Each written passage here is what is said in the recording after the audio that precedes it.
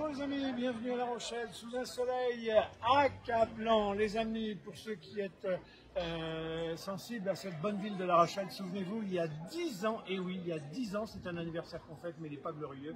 L'hôtel de ville de La Rochelle était victime d'un incendie. Le plus vieil hôtel de ville pour certains, 1298, le plus beau en tout cas pour tout le monde, s'embrasait. 70% des bâtiments qui s'étaient succédés, 15e siècle, 16e siècle, 19e siècle, étaient partis en fumée. Et au front, tout de suite, il était 14 h à ce moment-là. Le maire de La Rochelle était par les fenêtres de son bureau, aidé par des employés municipaux et des pompiers, à commencer à évacuer ce qui pouvait être évacué avant que l'incendie ne gagne. Maxime Bonneau, bonjour. Bonjour. C'est difficile à relater ces moments-là, on les a tous vécus avec beaucoup de peine ici à La Rochelle. Oui, oui, c'était une grande émotion. Voir l'hôtel de ville risquer de disparaître, car c'était le cas. Je crois que ça a été une émotion immense à La Rochelle, mais dans le pays tout entier, même au-delà, puisque beaucoup nous appelaient du bout du monde en disant on vient de voir des images épouvantables, que se passe-t-il, etc. Il s'en est suivi un grand élan de solidarité qui nous a mis à l'époque beaucoup de bonbons. Alors, on était pris en charge par les plus grands, c'est de Villeneuve, l'architecte en chef des bâtiments de France, qui est patron d'ailleurs de la restauration de Notre-Dame, qui avait pris en main la restauration. On s'était demandé si c'était possible, qu'est-ce qu'on allait pouvoir sauver, qu'est-ce qu'on allait pouvoir faire. Il s'en est très bien tiré. 6 ans quand même, il a fallu pour instruire et construire. Oui, si vous voulez, un bâtiment, on le construit toujours, sauf si vraiment, mais on a eu très peur parce que au-delà du feu, l'eau a fait également beaucoup de dégâts. Mais un bâtiment, on le construit toujours. En revanche, le mobilier, c'est autre chose. Un tableau du XVIIe siècle, vous ne pouvez pas le reconstituer. Donc, la bonne nouvelle, d'une certaine façon, c'est qu'on a pu, dans ce sinistre-là, sauver l'ensemble des objets symboliques de La Rochelle.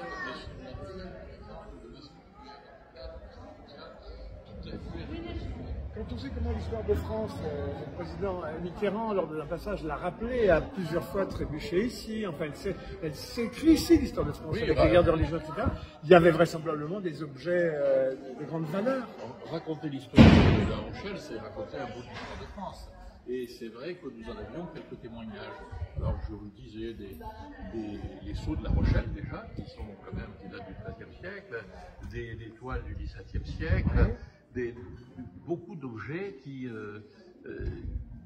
marquent et qui balisent l'histoire de notre ville. Alors le bâtiment lui-même, a été sauvé quand même, on peut le dire, un peu in extremis, parce que, on le verra peut-être tout à l'heure, mais il y a une galerie qui tient le logis ancien, le logis principal. Cette galerie a été fragilisée par l'ensemble de l'eau qui a été déversée pour... voilà. Alors là, on le voit bien sur cette image, là, on comprend que l'eau des pompiers, ça éteint les flammes, mais alors en même temps, ça charge. Voilà, et en dessous, vous avez une galerie dont les ciments, les scellements ont été fragilisés. Et moi, je vous avoue que toute la nuit, je me suis demandé si les arches tiendraient ou pas. Et dès le lendemain matin, justement, ils ont pu être consolidés, puisque dans la nuit, il avait été fabriqué des renforts sur mesure pour éviter un éventuel effondrement. Sur cette image, là, on voit bien. Alors là, ça y est, le feu a pris, il est éteint, mais il faut dégager tout parce qu'on ne refait pas par-dessus les fragilités. Non, il fallait vérifier l'ensemble de la façade qui venait d'ailleurs d'être restaurée. Alors on va voir l'échafaudage, puisque vous sur la plus belle façade, ça c'est l'aspect Renaissance, c'est l'époque Renaissance, c'est les siècles, en rebondissant sur les modes architecturales. Tenez, regardez voir. Donc là, vous disiez, il y avait donc un échafaudage en façade. Il y avait un échafaudage en façade, puisqu'on venait de faire restaurer l'ensemble de la façade. L'échafaudage devait être retiré dans la semaine, et j'allais dire fort heureusement, il était là, puisque on ne le voit pas, mais finalement le bâtiment a pris du ventre, c'est-à-dire il est incliné aujourd'hui, et il s'est appuyé sur cet échafaudage qui a vraiment sauvé le bâtiment. On voit également la galerie dont on redoutait un effondrement. Et bon, tout cela a pu être consolidé, sauvegardé, et ensuite il a fallu, comme vous disiez, 6 ans pour à la fois restituer au bâtiment sa solidité, pour aussi le rendre plus résistant, plus résilient, si vous voulez, puisque on a pu d'une certaine façon le moderniser sans que cela se voie, et qu'aujourd'hui il est moins fragile qu'il n'était.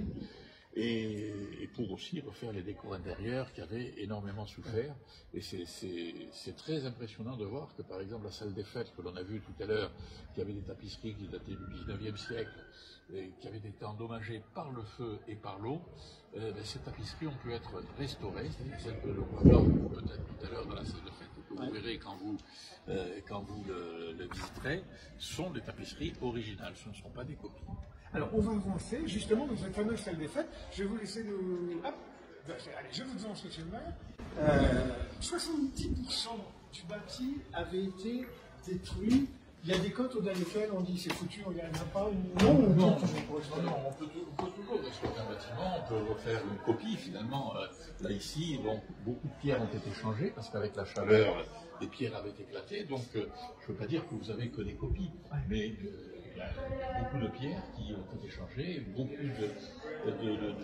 d'éléments de cette façade sont des copies, mais vous ne verrez pas la différence, car elles sont absolument, elles ont été faites de façon extrêmement précise, et ce sont des copies très fidèles à l'original. Alors là, on voit les deux fenêtres du bureau du maire. C'était votre bureau, Maxime Bonneau. Je sors actuellement sur Vous avez deux autres fenêtres qui donnent sur la place, et c'est pas les deux fenêtres sont donnant sur la place que vous, comment dirais-je, transmettiez les tapis sauvés, les tentures sauvées. Oui, il y a une anecdote, c'est que on était en train de sortir du mobilier, notamment les tapis, et à un moment, la personne qui m'accompagnait me dit « Super, arrêtez de pousser, je vais passer au truc de tapis ». Alors, voilà cette fameuse salle des fêtes que vous avez vue, les amis, sur les premières images d'Antoine dans la cour, sur les grandes introductions qui avaient été installées pour ces 10 ans. Alors, regardez cette salle, là, entre ce qu'était la noirceur de cette salle souillée par l'eau des pompiers et aujourd'hui, c'est comme si rien s'était passé. Enfin, sauf que la petite anecdotique, la requête a disparu. Oui, il a disparu, mais nous avons un grand champion qui, voilà, je crois que Henri IV aurait apprécié de voir le capitaine de l'équipe de rugby temporairement s'installer en ce lieu et place. Connexe à la salle des fêtes, elle est, j'allais dire, au cœur du pouvoir central, près du bureau du maire, etc. L'ancienne salle du conseil municipal. Et le bureau de Jean Guiton, qui était le maire de La Rochelle au moment du siège, voilà, c'est un centre névralgique du pouvoir. Ça a été menacé.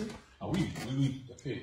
Et bon, quand l'incendie s'est déclaré, et puis quand on a vu le toit s'embraser, moi j'ai compris tout de suite que j'en allais perdre la salle des fêtes, et plutôt que de regarder ce spectacle qui était désolant, je suis tout de suite passé avec les pompiers derrière, et je leur ai dit, écoutez, cassez la vitre, cassez la vitre et prenez les objets, et notamment les seaux de La Rochelle. Je leur avais dit, ils sont là, ils sont si vous cassez la vitre et que vous rentrez par la fenêtre, ils sont à votre droite dans une vitrine, cassez la vitrine et prenez-les. Et quand j'ai vu le pompier redescendre, je l'ai vu descendre avec ce seau.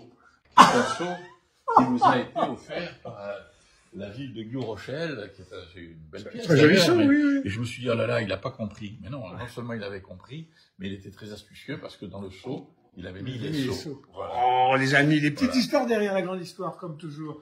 Donc, ce bureau, c'est pas un bureau neutre. D'abord, il a très très belle tapisserie au mur. C'était le bureau de Jean Guiton. C'était le bureau de Jean Guiton pendant le siège. Et je dois dire que les tapisseries sont plus belles que jamais. Ah, ça, c'est... avant l'incendie, bon, elles étaient un peu poussiéreuses, elles avaient leur âge, hein, elles avaient 3 siècles, elles étaient parfois un peu détendues, déchirées, etc. Elles sont magnifiques. Et le fait de les avoir nettoyées telles qu'elles ont été, on a retrouvé les couleurs primitives, ce qui est très rare, parce que ici elles sont à l'abri du soleil, elles ont gardé vraiment leur couleur généralement, elles sont plutôt défraîchies. Ouais. Je veux dire, quand on est maire, c'est pour le meilleur comme pour le pire. Par les temps qui courent, c'est pas facile. Vous disiez, oh, j'ai peut-être été le maire du pire sur, en tout cas, les dérèglements climatiques. Vous vous êtes fait 2 tempêtes sur l'ensemble de vos mandats à la tête de cette mairie de La Rochelle. 2 tempêtes et puis Cynthia. 2 tempêtes et un incendie. 2 tempêtes et un incendie, oui, je crois que... Le vent, l'eau, le feu. Voilà, les éléments, il faut savoir faire face aux éléments. Hein, voilà, c'est quand on est maire, il faut faire face à toutes les situations. Et garder son sang-froid, je crois que c'est très important. Bon, je vous remercie en tout cas, et puis de cette fidélité à cette maison à laquelle vous venez de temps en temps, balader, un verre en face. Oui, oui, c'est toujours agréable. Ouais, vous savez, maintenant, je profite de La Rochelle comme je n'ai jamais profité. Autrefois, c'était le domicile, le bureau, le domicile. Bon, et puis, évidemment, un peu dans les quartiers, etc.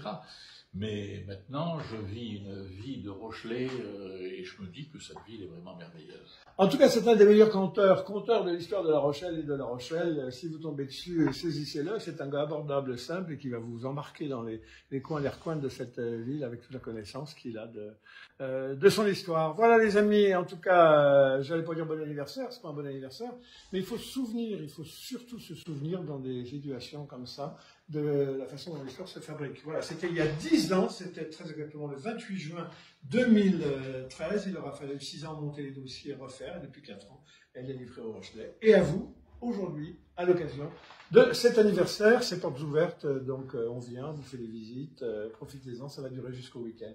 Merci, monsieur le maire. Ce fut un plaisir. À très bientôt les amis.